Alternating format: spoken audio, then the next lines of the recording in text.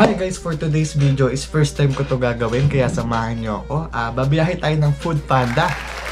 So bali ang nakuha kong schedule ngayon is 11:45 PM hanggang 4 AM. Bali 4 hours siya. Then titignan natin kung magkano nga ba ang kinikita ng mga Food Panda rider lalo sa ganyang oras. Kaya samahan nyo ako. Let's go!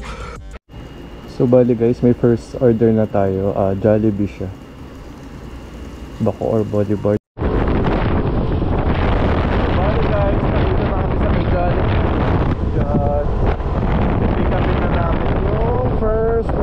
Sa atin. Let's go. Baka may sa Jollibee. Saan tayo paparada? Jollibee na.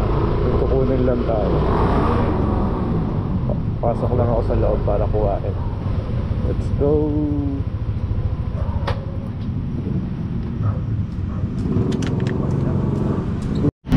So bali papunta na tayo kay customer. Ayan yung kanyang in-order. Ang total ay 490. Kaya punta na tayo doon. Let's go.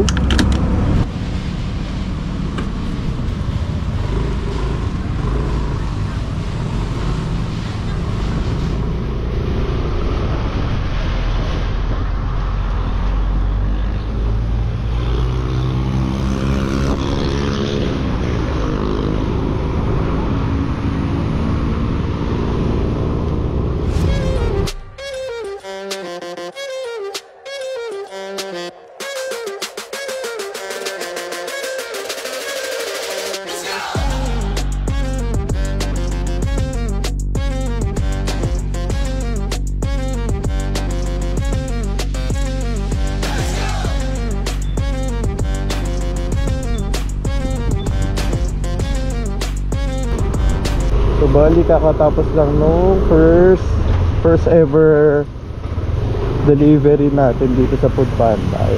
Antay ulit tayo ng bagong delivery pag may pumasok. Dito muna tayo sa Gedli dahil may bagyo. So bali may pumasok ulit tayong order sa may KFC Bako or Bodyboard. Punta na tayo doon. Dalawa yata to. Tara.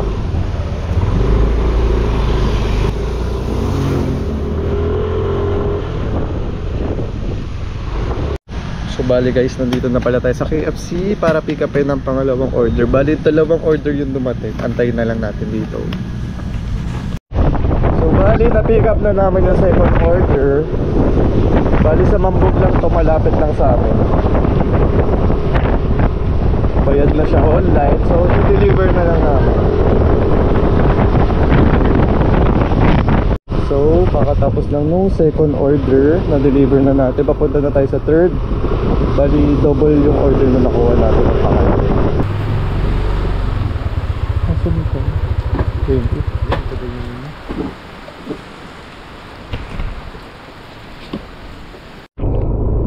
So bali papunta tayo ng McDo. Napasukan na tayo ng fourth order. So bali kakakuha lang natin ng fourth order. Papunta na tayo sa kanya.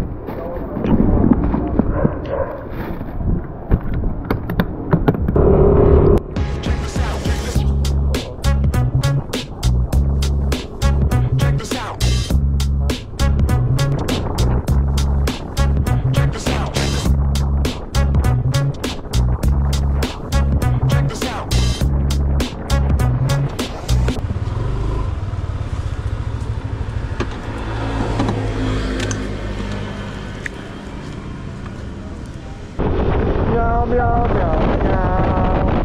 Meow, meow, meow, meow, meow.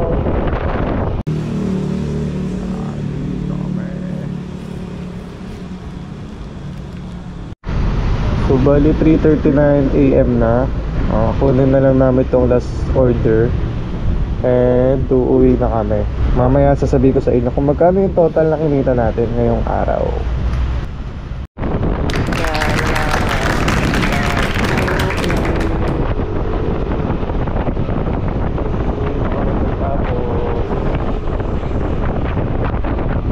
So bali yun nga ang una natin naging biyahe dito kay Food Panda. So bali ang naging biyahe natin is halos 4 hours. Bali naka 9 deliveries tayo and ang total na kinita natin ay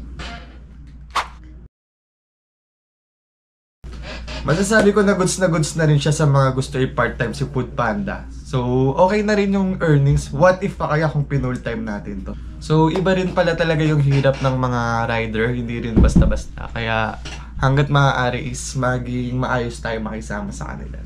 So dito na magtatapos ang ating video. Sana meron kayong natutunan kahit papano. Let's go. See you sa next video.